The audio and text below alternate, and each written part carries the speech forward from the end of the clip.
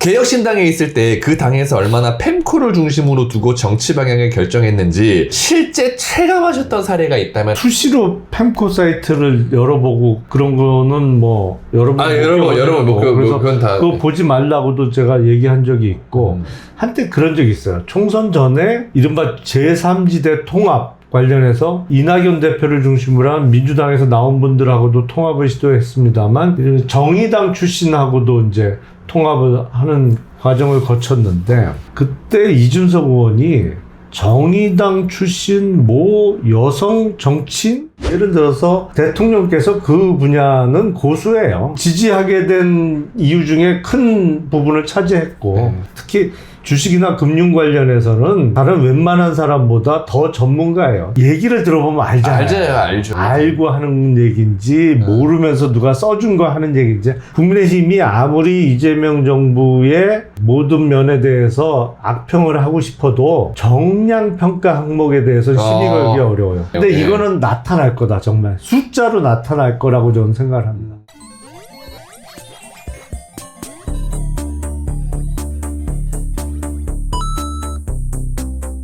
시청자 여러분들 반갑습니다. 저희 정치오락실에서 아주 인기가 많은 광고 상품 중에 하나가 바로 대박114 대리운전 어플입니다. 연말 또 연초 시즌이라서 회식 자리도 당연히 많아지게 되고 윤석열 정부 때문에 많은 분들이 분노하셔서 좀 술을 많이 마시게 되는 그런 상황인데 맥주 한 잔을 먹더라도 반드시 대리운전을 불러서 가야 됩니다. 대리운전을 부를 때 가장 중요한 건 두 가지입니다. 첫 번째는 얼마나 빨리 배차가 되느냐. 대박114 대리는 부른 즉시 거의 바로 도착을 하고요. 두 번째, 가격이 합리적이어야 합니다. 요즘 대리운전의 경쟁력 중에 하나가 가격이 얼마나 합리적이나 요거를 되게 중시하게 보는데 여기 내용 보시면은 제가 실제로 이용한 내역인데 굉장히 합리적이고 빠른 배차를 통해서 안전하게 귀가할 수 있습니다. 특히 모든 대리기사님들의 100% 실명 확인과 보험 가입 그리고 과태료 발생 시에도 100% 보장이 되는 게 바로 대박114 대리입니다. 그 외에도 여러 이벤트를 진행하고 있는데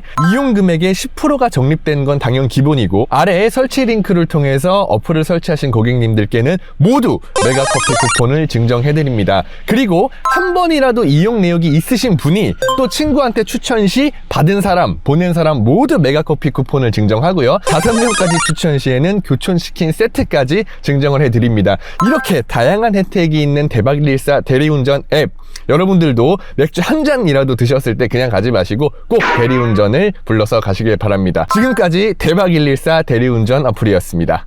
김용남 의원 편 2부 시작하도록 하겠습니다. 근데 저희가 이제 1부를 또 지난주에 올렸잖아요. 반응이 어떤지는 모르겠는데 아직 못 봤으니까. 근데 1부를 안 보고 2부로 바로 들어오시는 분들이 있을 수 있어요. 그래서 1부도 정말 재밌었으니까 1부를 또 보고 2부를 시청하셔도 충분히 뭐 이야기의 맥락이나 좋을 것 같다는 말씀드리고 2부에도 또 한번 인사 한번 해주셔야죠, 의원님. 김용남입니다. 현재 소속은 더불어민주당이고요. 대통령 선거를 끝내고 나서는 뭐 저는 일상으로 돌아와서 열심히 제 할 일 하고 있습니다. 오늘 이렇게 정치 오락실에서 여러분과 함께 만날 수 있어서 대단히 행복하게 생각을 하고요. 오늘도 한번 재밌는 시간을 가져보시죠. 김용남이었습니다. 고맙습니다. 예. 또 1부에서는 오밍씨라는 말씀 해주셨는데 2부는 좀 색다르게 1편 보고 2편 보시는 분들이 더 많을 테니까 같은 얘기 두 번 하면 안 되죠. 역시 프로 방송이셔. 좋습니다. 그 혹시 김용남의 그 용방불패 혹시나 정치오락실을 또 재밌게 보시는 분들이라면 우리 또 김용남의 용방불패 한번 가셔서 또 구독해 주시거나 또 컨텐츠 한 번씩 봐도 또 좋을 것 같고 또 저희도 김용남 의원님 모셨는데 혹시 용방불패에서 오신 분들 또 있을 거 아닙니까? 그런 분들도 한번 또 구독 눌러주시고 돈 드는 거 아닙니다 여러분. 구독, 예. 좋아요. 선거를 우리가 계속 앞으로 지선, 총선, 대선, 지선, 총선, 대선 무한 반복이 있잖아요. 민주 진영이 채널의 4세 확장을 해놔야 돼요. 이게 다 우리의 영향력으로 축적이 되고 나중에 선거 때 이게 밭갈이가 되고 표가 되는 것입니다. 그래서 여러분들 구독에 너무 물론 요즘에 볼 게 너무 많지만 너무 인색하진 않으셨으면 좋겠다. 저는 그런 말씀 좀 부탁 삼아 드리고요. 2부에서는 이 얘기 시작할게요. 1부에서는 김용남 의원이 어떤 개인 스토리, 뭐 소회, 생각들을 많이 여쭤봤는데 어쨌든 우리가 원하는 이재명 대통령 시대가 됐잖아요. 일단 맥주 한 잔 드시고 기분 좋잖아요. 일단 대통령이 되셨으니까 일단 맥주 한 잔 드시고 또 1부에서 먹은 2부에서 안 먹을 수 없으니까 가볍게 한 잔 먹고. 자, 차기 정부의 과제들이 굉장히 많아요. 근데 이재명 대통령의 3일의 행보가 윤석열의 3년보다 효능감이 높다라고 보는 국민들이 많은데, 가장 우선시 보는 과제와 이거는 지금 당장의 우선시는 아니더라도 나중에 꼭 해야 하는 문제다, 꼭 건드려야 되는 부분이다라고 보시는 게 있으시다면? 가장 급한 거는 내수 경기 회복이죠. 이른바 민생 경제가 워낙 안 좋아요. 상황이 지난 윤석열 정부 3년 내내 안 좋았지만 작년 12월 3일 그 비상계엄 선포 이후에 본격적으로 꺾인 거죠. 그래서 우리 1, 4분기에 마이너스 성장했잖아요. 수출도 5월 수출 많이 줄었고, 그렇기 때문에 이거를 빨리 회복시키는 게 급선무입니다. 그런데 그러면 어떻게 할 거냐? 일단 추경이 당장 쓸 수 있는 카드 중에 하나고요. 추경 규모를 좀 넉넉하게 해서 빨리 급한 데에 돈이 돌아갈 수 있게 하는 게 중요할 것 같고, 그리고 무엇보다도 바닥 경기에 있어서 효과가 제일 빠르고 확실한 거는 부동산 경기예요. 그래서 매번 정부마다 안 그런다가 하다가 결국에 부동산 경기 활성화에 나섰던 이유가, 부동산 경기가 이제 풀리잖아요. 그러면 이제 건설 현장이나 이런 데 새벽에 열리는 인력 시장부터 활성화가 되는 거예요. 아침에 공치고 일자리를 못 잡고 그냥 돌아가셨던 분들이 그날 일을 해서 돈을 하루 받고 일당을 받고 바닥부터 풀리기 시작하거든요. 근데 효과는 제일 빠르고 좋은 건 맞는데, 문제는 그러다 자칫 잘못하면 부동산 가격 상승이나 아니면 이른바 투기 붐이 일어날까봐 그게 조심스러운 거죠. 그러니까 그거는 특히 금융정책 관련해서 좀 잘 컨트롤을 해서 과거처럼 모든 돈이 부동산으로, 특히 아파트로 몰리지 않게 하는 방법을 써야 될 것 같고, 그리고 제가 보기엔 지금 수출이 앞으로 만만치 않을 겁니다. 왜냐하면 우리가 한때는 그 덕을 많이 봤지만 지금은 앞으로 우리가 극복해야 될 핸디캡으로 다가오는 게, 우리가 산업 구조가 중국하고 우리가 너무 비슷해요. 제조업 중심, 수출 중심. 그리고 종목마다 다 부딪혀요. 수출로 먹고 산다고 해도 과언이 아닌 나라인데, 비중으로 보면 1위가 반도체, 2위 자동차, 그리고 석유화학, 공작기계, 조선 뭐 이런 순으로 쭉 가거든요. 철강 뭐 이런 순으로 쭉 가는데 다 부딪혀요. 이제 최근에는 반도체까지 부딪혔죠. 이른바 중국의 뭐 창신 메모리를 비롯해서 반도체 굴기가 슬슬 효과를 보기 시작하면서 우리 수출액 비중 1위부터 한 6, 7위까지가 다 중국 업체하고 경쟁을 해야 되는 상황이에요. 근데 일단 단가 경쟁에서 불리하단 말이죠. 중국이 2015년도에 이른바 메이드 인 차이나 2025, 앞으로 10년 동안 중국의 제조업을 일으키겠다, 그것도 첨단 산업 위주로 하겠다고 한 게 올해가 딱 10년이 되는 해잖아요. 2025를 목표로 해서 2015년에 시작을 했는데 올해가 2025년이니까 그게 우리가 70년대 초반에 경제개발계획 5개년 계획을 1차, 2차 해서 10년 동안 성공한 거 비슷하게 중국이 해낸 거예요. 중국은 그렇다고 치고, 근데 우리는 껌껌이 중국하고 부딪혀. 그래서 장기적으로는 이걸 어떻게 해결할 거냐. 그리고 중국과의 경쟁에서 분명히 처지거나 낙오되는 업종이 나올 수밖에 없습니다. 현실적으로. 근데 불과 몇 년 전까지만 하더라도 예를 들어서 이제 BBC라고 하는 그러니까 바이오 배터리 칩, 이 기술은 솔직히 우리나라가 중국을 앞서고 있다라고 보시는 분들도 많았잖아요. 근데 지금 몇 년 상황에서 그렇게 상황이 좀 급변한 건가요? 그 사람들이 그러니까 10년 계획을 세워서 열심히 한 거죠. 그러다 보니까 그 계획이 끝나는 2025년 올해 기준으로는 야, 이거 중국이 기술이 더 앞서는 거 아니야? 앞서는 거 아니야? 이런 산업이 여러 개가 나오기 시작한 거죠. 뭐 2차 전지를 비롯해서 뭐 로봇도 그렇고요. 그렇죠. 로봇은 사실 중국의 그 유니트리 같은 데서 나오는 거 보면 놀라울 정도잖아요. 어떤 측면에서는 앞으로 중국 뒤를 쫓아가야 되는 상황이 벌어지게 된 것이고, 그래서 이재명 정부에서는 산업정책을 방향을 빨리 잡고 중국과의 경쟁에서 뒤처지는 업종을 어떻게 도와주거나 아니면 구조조정을 통해서 경쟁력을 회복시켜 줄 것이냐, 이걸 해야 돼요. 우리나라의 모든 업체가 모든 업종에서 중국과의 경쟁에서 우위를 점한다? 그건 대단히 비현실적인 전제입니다. 그러니까 이걸 빨리 결정을 해줘야 돼요. 문제는 뭐냐면 과거 정부가 산업정책이라는 걸 찾아보기가 어려웠어요. 과거 정부라고 하면 이 전 정부를 말씀하시는 그렇죠. 건가요? 그때는 아예 없었어요. 산업정책을 그러니까. 찾아보기가 어려웠어요. 삼성, 현대 이런 데서 당시 바이든 행정부에서 미국에 투자해. 그래야 뭐 이런저런 보조금을 주든 관세를 세게 안 물릴 거야. 그러니까 그 업체들이 미국 투자를 결정하기 전에 한국 정부에 왜 안 물어봤겠어? 이거 어떡할까요? 알아서 해.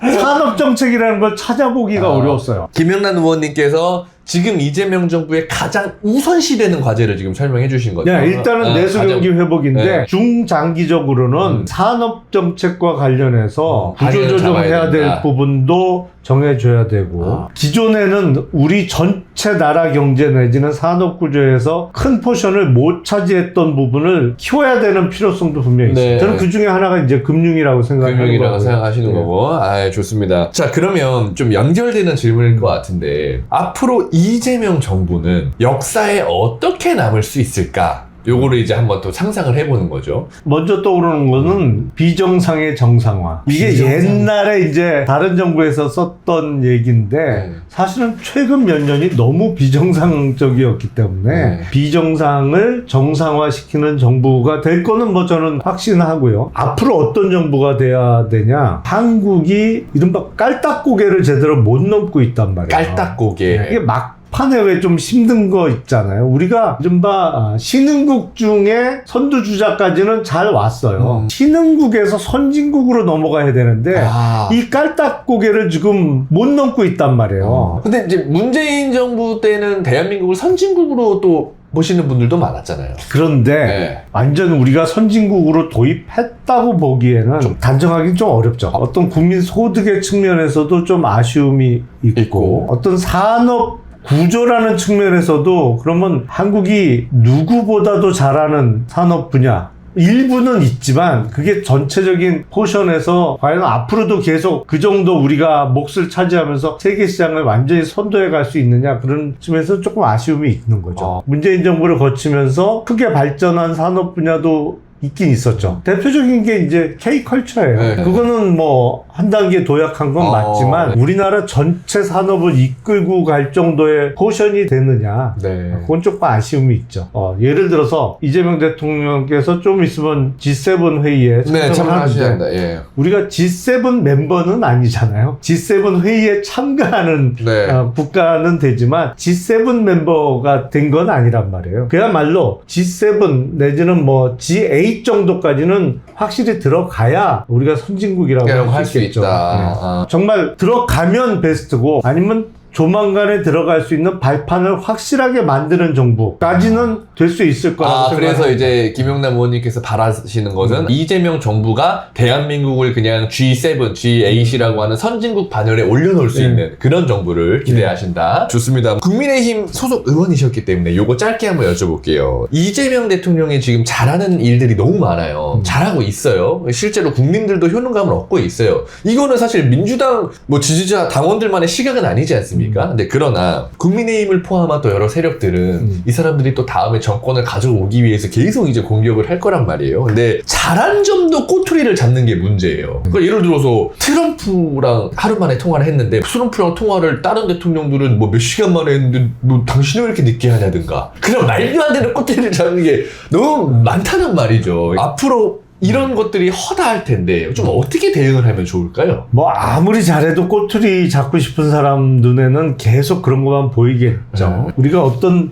평가를 하는 데 있어서 두 가지 방법이 있잖아요. 하나는 이른바 정성평가 항목이 있고 정량평가 항목이 있어요. 과거 윤석열 정부도 본인들의 성과라고 주장했던 게 없지 않았습니다. 예를 들어서 맨날 입버릇처럼 얘기했던 한미동맹의 강화 그걸 계속 자기네들이 잘하고 있다라고 얘기를 했죠. 근데 그거는 이른바 정성평가 항목이에요. 한미동맹이 강화됐나? 강화됐다고 우기면 안 됐다고 또 입증하기도 쉽지 않아. 하지만 정말 강화된 거를 보여줘봐. 그러면 보여줄 방법도 없어.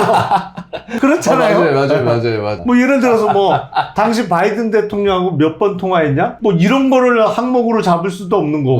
바이든이 뭐 윤석열을 보고 웃어줬다. 뭐 이런 걸로 잡을 수도 없고. 그러니까 통화는 뭐 사고 치면 통화하지. 오히려. 맞아. 문제 일으키면 전화 오죠. 아. 근데 그렇게 꼬투리를 잡고 싶어 하는 사람도 수치로 증명되는 걸 갖고 딴 얘기 하기는 어렵습니다. 예를 들어서 정량평가는 이거 시비 걸기 쉽지 않아요. 대표적인 수치로 나타내는 평가 항목이 뭐냐면 이른바 코스피 지수 이런 거예요. 그건 숫자로 나타나잖아요. 그럼 진짜 코스피 지수가 예를 들어서 3,000, 4,000, 5,000이 되면 그걸 어떻게 깔 거예요? 그러니까 그걸 뭐라고 얘기를 할 거야. 이건 숫자인데. 국민의힘이라면 너네 그 통계 조작한 거 아니야? 뭐 이럴 수도 있고 거기는 그 정도 남을 사람들이 그건 뭐 시장에서 나타나는 숫자니까 그건 조작한다는 게 불가능한 것이고 예를 들어서 대통령께서 그 분야는 고수예요. 또 그러기 때문에 사실 지지하시는 것도 있잖아요. 저도 지지하게 된 이유 중에 큰 부분을 차지했고 특히 주식이나 금융 관련해서는 다른 웬만한 사람보다 더 전문가예요. 대통령께서 얘기를 들어보면 알잖아요. 알죠. 알고 하는 얘기인지 모르면서 누가 써준 거 하는 얘기인지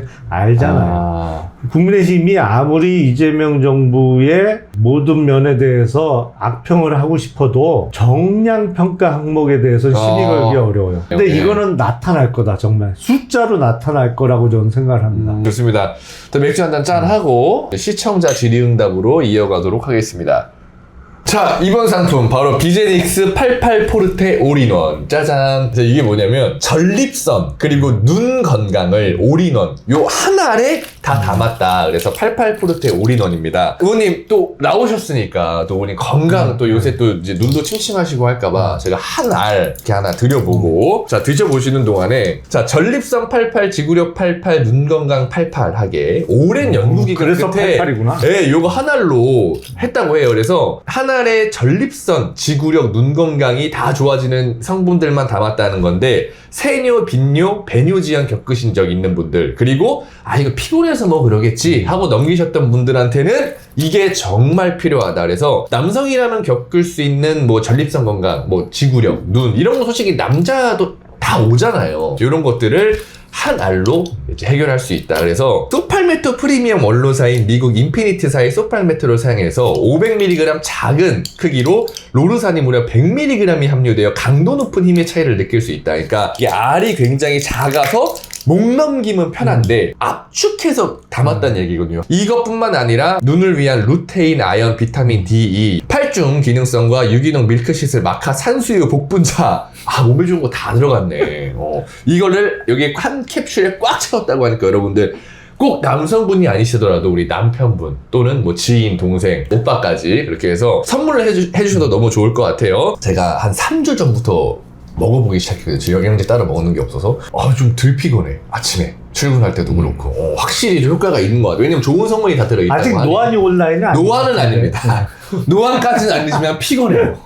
그렇지만 괜찮죠? 네. 네, 좋습니다. 지금까지 비제닉스 88 포르테 올인원이었습니다. 자, 이번 광고 바로 극찜하고 뿌리세요 글루타셀입니다. 정치오락실에서 너무 많이 판매가 되고 그랬던 제품이라서 많은 분들이 아실 텐데 이거는 사계절 내내 필요한 제품입니다. 뭐냐면 피부 진정 스프레이거든요. 피부 트러블, 가려움, 뭐 자외선 노출, 뭐 땀띠 여러 피부 트러블이 모든 종류로 있잖아요. 그럴 때 요 글루타셀을 그 해당 부위에 이렇게 칙칙 뿌려주고 이렇게 해주면 가려움 또는 피부 트러블의 일시적인 완화 효과가 있다라는 거고요. 약물이 아니라 순한 성분의 기초 화장품이기 때문에 샤워하고 여성분들 화장하시기 전에 요거 한번 미스트처럼 뿌려주고 그 위에 화장을 하면 화장이 더 잘 먹는다. 그래서 실제로 약국에서도 판매가 되고 있는 제품이고 글루타셀은 뭐 검색해 보시면은 리뷰가 어마어마합니다. 10,000개 가까운 리뷰가 달려있는 그런 제품이기도 합니다. 이 글루타셀이 런칭 10주년을 맞아서 지금 행사를 하고 있는데 대용량 포함한 모든 제품이 20% 할인. 거기다가 요 한정판, 요 꽃무늬로 만든 한정판 스프레이 이거 100ml짜리거든요. 이거를 선물로 드린다. 지금 구매하시면 요 제품도 할인 받아보실 수가 있지만 요거까지 덤으로 공짜로 준다. 사은품으로. 그래서 이게 되게 예뻐요. 선물하기도 너무 좋고 특히 여성분들이 사용하시거나 선물하시기에 너무 좋은 제품이다. 그래서 방송 도중에 우리 김용남 의원님 사모님 이야기가 좀 많이 나왔어요. 뭐 정치적 뭐 출마를 좀 반대하시고 뭐 그런 얘기 많이 나왔는데 선물로 제가 갖다 드리라고 요거는 선물로 우리 의원님께 아이, 드리도록 고맙습니다. 하겠습니다. 이 뇌물이 통할까 모르겠네. 아마 써보시면 마음에 드실 겁니다. 지금까지 여러분들 긁지 말고 뿌리세요 글루타셀이었습니다. 저희가 2부 코너에 항상 있는 시청자 질의응답인데 이거는 제가 질문지로 사전에 공유를 안 드렸어요. 왜 그러냐면 이거는 질문에서 준비를 해오면 재미가 없어요. 왜냐면 이게 약간 매운맛도 있고 순한 맛도 있고 뭐 시큼한 맛도 있고 한데 이거를 준비해오니까 재미가 없더라고요. 제가 공유는 미리 안 드렸다는 점. 조금 당황스러운 질문이 나올 수도 있어요. 사적인 게 있고 제가 이제 몇 개 추려서 선별한 건데 혹시 본인이 귀여운 거 아시나요? 이런 질문들이 많았어요. 근데 이거는 그 의원님께서 답변하시기가 조금 민망할 것 같아. 의원도 또 나이가 이제 50이 넘으셨고. 그러네요, 진짜. 그래서 제가 요거는 대신 설명을 좀 드리면 제가 의원님하고 카메라 꺼지기 전에 식사를 1시간 정도 했는데 의원님 성격이 굉장히 밝으세요. 의원님이 약간 되게 생각하는 게 젊고 그래서 뭐 웃음이라든가 뭐 제스처 이런 그런 행동들이 조금 약간 편하게 그냥 저희 말하는 약간 귀엽게 나오시는 것 같아요. 뭐 공부하거나 막 이런 게 아니고 그냥 배어 있으신 것 같아요. 성격상 재밌는 거 좋아하시고 또 장난기도 좀 있으시고 하다 보니까 갑자기 또 저도 농담하는 거 좋아하는데 가끔 농담을 진담으로 받아들여갖고 가끔 제가 곤혹을 치른 적도 있긴 해요. 그래서 그래요? 그 말씀 들으니까 누님들이 또 그러실 수도 있어요. 누님들이. 예, 왜냐면 또 저희가 50, 60 또 세대도 많으시니까 귀여운데? 뭐 이렇게 보실 수도 있잖아요. 누님들께서. 그런 이미지가 있다. 본격적인 질문 들어갈게요. 기다림 님이 남겨주신 질문입니다. 합리적이고 유능했던 사람이 국힘만 가면 망가지는데 그거 왜 그런 겁니까? 그거는 어쩔 수 없는 입장 때문에 그런 게 가장 크겠죠. 그러니까 대표적으로 이제 이거 손가락 아니 그건 대표적으로 제가 사실은 웃으라고 농담적으로 얘기한 농담이었어요? 건데 농담적으로 아니 그러니까 풀 영상을 보면 사실은 할 말이 없잖아요. 예. 그러니까 새벽에 뭐 이웃집 할머니가 써줬다는데 어떻게 저녁에 TV 토론할 때까지 그게 있냐? 그렇게 선명하냐 그런 취지였거든. 왕자가 이게 그걸 뭐라고 대답을 해요, 사실은. 이 논리적으로 해명할 방법은 없는 거지. 그래서 그러니까 이제 그런 게 어쩔 수 없는 입장. 그렇죠. 근데 사실 그때 제가 웃고 넘어가자고 뭐 손가락 위주로 씻었다 뭐 이런 얘기를 한 건데 그리고 그냥 실제로도 웃었어요. 예, 맞아요. 재밌었어요. 스튜디오에서 웃었는데 와, 신문 사설에서까지 이렇게 엄중하게 내가 정말 디펜스를 그렇게 한 것처럼 막 쓰니까 당혹스러웠어요. 근데 그때의 또 그 일이 또 오늘의 김용남 의원님을 만들었을 수도 있어요. 몰라. 하여튼 그때 이후로 내가 이거 농담도. 그러니까 결국에는 이거죠. 그러니까 합리적이고 유능했던 사람이 국민의힘만 가면 망가지는 그 원인이 어쩔 수 없는 입장 차가 있는 것이다. 이제 당 밖에 있다면 신랄하게 비판할 수 있겠습니다만 그 안에 구성원의 일부로 있다고 하면 또 그렇게까지 본인 생각을 솔직하게 얘기하기는 또 쉽지 않잖아요. 흔히 쓰는 표현으로 쉴드를 치다 보면 약간 이제 엉뚱한 얘기를 할 경우가 많은 거죠. 예. 좋습니다. 자, 다음 질문 이어갈게요. 바람님의 질문입니다. 아마 상법 개정안 통과될 것 같은데 더 추가하고 싶은 법조항이 있으신가요? 막상 상법 개정되고 나면 하고 싶으셨던 법률이 통과된 거니까 따로 새로 관심을 가질 입법 분야가 있으실까요? 일단 상법 개정은 뭐 대통령께서도 당선 이후에도 확인을 해주셨기 때문에 되는 거죠. 근데 상법 개정 이후에 더 중요한 일이 있어요. 법원의 태도 변화입니다. 우리가 법 조문을 국회에서 만들어서 통과시키면 그게 실제로 해석돼서 적용되는 거는 법원을 통해서잖아요. 근데 예를 들어서 회사의 이사는 회사뿐만 아니라 모든 주주의 이익을 위해서 일해야 된다라고 상법을 개정을 했는데 법원에서 그걸 그냥 추상적으로 판단을 해갖고 실제 사례 적용하는 데 있어서 그 법조문으로 피해를 받은 소액주주가 손해배상을 청구했을 때 이거는 손해배상 인정 안 돼 라고 판결을 하면 그 상법 개정안이 별 소용이 없어지는 거예요. 그래서 상법 개정보다 더 중요한 건 결국에 법원이 어떻게 이거를 해석 적용하느냐라는 문제가 있는 것이고 이번 상법 개정안에는 뭐 다 담을 수는 없습니다만 그 이후에 이제 입법을 통해서 더 해결해야 될 문제는 저는 그거라고 생각해요. 한국에만 있는 왜곡된 지주회사 제도를 어떻게 정상화시키느냐. 아. 이제 지주회사가 있어요. 근데 그 밑에 자회사, 손자회사들이 쭉 이어지잖아요. 미국 같으면 예를 들어서 애플이 있다. 그러면 거기도 뭐 수많은 회사들이 자회사들이 근데 있겠죠. 예. 상장은 딱 애플 회사만 하나 돼 있는 겁니다. 그러니까 지주회사 하나만 상장되어 있고 그 밑에 자회사들은 대부분의 경우에는 그냥 100% 애플이 지분을 갖는 비상장 회사예요. 그래서 그렇게 하는 장단점이 있을까요? 왜냐면 이게 주식이랑도 굉장히 밀접한 연관이 있는 네. 것 같은데 우리나라는 예를 들어서 자회사 밑에 주식들이 많잖아요. 그럼 그 주식도 계속 샀는데 여기가 휘청거리면 주식이 다 무너진다든가 그 자회사 주식들이 예를 들자면 지주회사는 대부분의 경우에 뭐 사업 지주회사도 있습니다만 순수 지주회사의 경우에는 지주회사가 무너질 일은 없는 거죠. 이제 대부분의 경우에는. 근데 문제는 뭐냐면 우리처럼 주 LG가 있는데 밑에 LG 화학도 상장돼 있고 LG 화학 밑에 맞아요. 있는 LG 에너지 솔루션까지 상장돼 있으면 이게 중복 상장이 되어 있기 때문에 디스카운트가 들어갈 수밖에 없어요. 할인될 디스카운트가 수밖에 들어가는, 없어요. 예. 그리고 무엇보다도 지배주주 입장에서는 이 지주회사 지분만 많이 갖고 있으면 밑에 상장회사는 지분을 안 갖더라도 다 지배를 할 수가 있잖아요. 근데 우리나라 지주회사는 전형적으로 뭐냐면 상충되는 두 가지를 다 먹는 거예요. 회사를 상장시킨다는 의미는 자기 자본 외에도 다른 사람의 돈도 많이 투자를 받기 위해서 상장을 하는 것이잖아요. 네. 근데 다른 사람의 돈을 투자받으면 아무래도 지배력은 약화될 수밖에 없죠. 근데 예. 우리식의 왜곡된 지주회사 제도는 다른 사람의 돈도 대규모로 투자받지만 본인의 지배력은 계속 유지하는 거예요. 왜냐면 지배할 수 있는 퍼센티지만 갖고 있으면 계속 내 마음대로 대표이사나 회사 경영진을 꾸밀 수가 있어. 하지만 상장 과정을 통해서 타인 자본은 대규모로 투자를 받는 거죠. 가장 또 큰 이유는 뭐냐면 지주회사의 주식은 대부분 어마어마한 할인된 가격으로 거래가 됩니다. 그래서 상속세가 실제로 많이 줄어드는 효과가 있어요. 그래서 이거를 어쨌든 개편을 해야 된다. 그렇죠. 우리나라도. 원래는 미국처럼 뭐 구글의 모 회사는 알파벳이잖아요. 네. 뭐 구글만 있는 게 아니고 우리 많이 보는 유튜브나 이런 게 다 밑에 있는 자회사지만 다 비상장이에요. 그러니까 구글에서 어마어마하게 돈을 벌면 이게 결국에는 지주회사로 올라가서 지주회사의 주주들에게 배당이 됐던 아니면 자사주 매입 소각의 형태로 다 돌아가야 되는 거거든요. 네. 근데 우리는 이게 다 단계별로 상장이 돼 있으면서 많이 새 중간에. 네.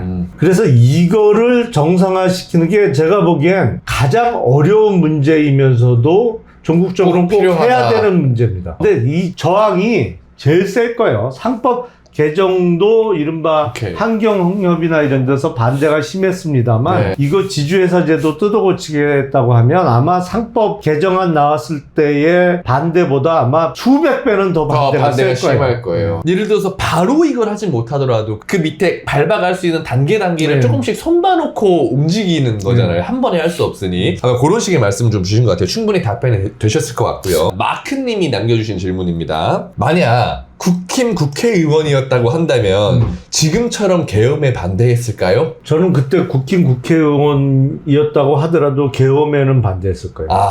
계엄에는 반대했을 것이다. 워낙 말도 안 되는 짓을 한 거예요. 그건 워낙. 헌법 파괴 행위이기 때문에 아무리 소속 정당이 그렇다고 하더라도 그거에 찬동할 수는 없는 당의 뭐 입장이나 뭐 여러 가지가 있더라도 이건 아니다. 그거는 절대로 넘지 않아야 될 선을 넘은 거죠. 거다. 오케이, 좋습니다. 라이트님 질문입니다. 청와대에서 만약에 김용남 의원님을 부른다면 가장 자신 있는 포지션은 어떤 분야인가요? 사법개혁, 검찰개혁, 기획재정, 경제성장, 외교, 정치 등. 어려운 질문이네요. 이게 시청자분들이 수준이 굉장히 높으세요. 정무는 할 수 있겠죠. 국회의원 생활도 하고 뭐 정치권에 들어온 지 꽤 됐으니까. 근데 그건 우상호 수석이 이미 됐으니까. 이제 됐어요. 얘기해봤자 아무 소용없는 얘기고. 사법개혁도 할 수 있겠죠. 제가 법조인 된 지가 지금 만 30년이 좀 넘었으니까. 물론 제가 개인적으로 금융 분야에 대해서 관심이 많습니다. 근데 우리나라 경제를 통틀어서 다 이렇게 관할할 수 있는 무슨 그런 자리까지 올라갈 수 있을 거라고 생각 안 해요. 그거는 그야말로 금융뿐만 아니라 다른 분야까지 다 알아야 되는 분야니까. 일이니까 불러주시면 간다 그래요. 변호사도 하시고 뭐 법조 생활을 오래 하시기도 하고 또 전문은 또 경제 또 이렇게 관심 분야를 두시니까 사실 어떤 역할을 하셔도 잘하실 것 같아요. 자, 미야킴님의 질문입니다. 외부에서 보고 평가하시던 민주당과 이재명 대통령 직접 들어와서 대면해 보신 소감은 어떤가요? 외부에서 볼 때는 이른바 이념성이 훨씬 강하다고 생각을 했어요. 국민의힘 쪽보다 민주당은 과거부터 같이 뭐 학생운동을 하던 아니면 시민단체에서 활동을 하던, 국민의힘은 오히려 이익단체 성향이 세다고 하면 더불어민주당은 이념성이 좀 더 강할 거라고 생각을 했는데 들어와서 겪어보니까 또 이재명 대통령도 마찬가지시고 훨씬 실용적이에요. 실용적인 측면이 훨씬 강해요. 그래서 오히려 플렉서블한 것 같아요. 그런 면이 오히려 더 장점인 것 같아요. 그러니까 제가 중도 설득하기 위해서 항상 이 얘기 많이 하는데 김대중 정책이면 어떻고 박정희 정책이면 어떠냐, 국민들한테 득이 된다면 해야 된다라는 게 이제 이재명 대통령의 생각을 딱 정리해 주는 거거든요. 그런 측면을 말씀해 주신 것 같고, 분명 박음정 검사처럼 괜찮은 검사도 있는데 왜 윤석열, 한동훈 같은 검사들이 자꾸 나오신지, 검사 출신으로서 근본적인 원인이 뭐라고 생각하시는지 궁금하고요. 어떻게 개혁해야 합니까? 사실 본인이 검사라고 불리시는 거 별로 안 좋아하시잖아요. 검찰을 떠난 지 오래됐어요, 실제로. 근데 우리가 일반화의 오류에서 좀 벗어날 필요가 있어요. 일부를 보고 검찰은 이래, 법원은 저래. 근데 사실 검사도 뭐 2,500명 가까운 사람이 있는 거고 판사도 3,000명이 넘어요. 그러니까 한두 사람을 보고 전체를 그렇게 일반화하는 거는 조금 오류가 발생할 가능성이 높은 건데, 검찰에서 왜 저런 일이 일어났느냐? 일단 이거는 그 중에 상당수가 이른바 출세 지향적인 성향이 있기 때문에 그렇겠죠. 그러니까 윤석열 당시 검사도 그렇고 한동훈 검사도 그렇고, 이렇게 약간 뭔가 특수부, 특검 이런 게 생기면서 약간 검찰 내부에서도 조직의 변화가 좀 있었던 거죠. 본인이 출세하기 위해서는 성과를 내야 되는 거고, 성과를 내는 과정에서 무리수를 많이 두게 된 것이고, 객관적으로 보면 저렇게 수사하면 저건 문제가 있어, 안 돼 라고 지적이 들어갔어야 되는데 잡아 넣는 거에 급급하다 보면 그렇게 된다. 근데 검찰에서도 그 부분이 잘못된 거죠. 그걸 많이 잡아놓고 센 사람 잡아놓으면 잘했다고 박수 칠 일은 아니란 말이에요. 과정에 문제가 없었는지를 당연히 검토를 해봐야 되는데 그런 게 좀 약해요. 어쨌든 그 근본적인 원인과 개혁 방향까지 같이 말씀해 주신 것 같아요. 뭐 충분히 답변이 되셨을 것 같고요. 그래킴님이 남겨주신 질문인데, 예전 TBS 뉴스공장 시절부터 김용남 전 의원님을 보아온 입장에서 따로 DM이라도 보내 물어보고 싶었던 게 있었습니다. 지난 총선에서 박문규가 수원에 전략 공천되지 않았다면 그 이후로 내란 사태를 포함하여 현재에 이르기까지 김용남 전 의원님이 어떤 과정을 거쳤을지, 현재는 어떤 모습일지 스스로 상상해 보신 적이 있을 거라고 생각합니다. 솔직한 답변을 듣고 싶습니다. 사실은 그 박문규 전 장관이 밀고 내려오기 그 훨씬 전부터 저는 방송을 통해서도 이런저런 말씀을 드렸어요. 예를 들어서 2023년 10월에 있었던 강서구청장 보궐선거 때도 저러면 안 된다, 저게. 그 사람 때문에 생긴 보궐에. 김태우? 그 사람을 사면복권 시켜서 출마시키는 게 말이 되냐. 그러면서 제가 뭐 회초리에 한 대 맞고 끝날 거 이제 곤장 100대 맞고 피 철철 흘리면서 혼나게 된다는 말씀도 드렸고, 사실은 그 이전에 또 어떤 부분에 대해서 특히 제가 문제 지적을 했냐면, 이 대통령의 언어가 아니다. 대통령의 어떤 공식적인 발언이라는 거는 무게도 실려야 되고 그만큼 정제도 돼 있어야 되는데, 윤석열 대통령이 어떤 기념사라든지 아니면 공적인 자리에서 내뱉는 얘기가 너무 정제 안 된, 고급지지도 못하고, 그리고 기본적으로 방향성에 문제가 있다, 이게. 박문규 전 장관이 밀고 내려오지 않았더라도 제가 오래 버티긴 힘들었을 거예요. 왜냐면 그런 걸 또 그 꼴 못 보고.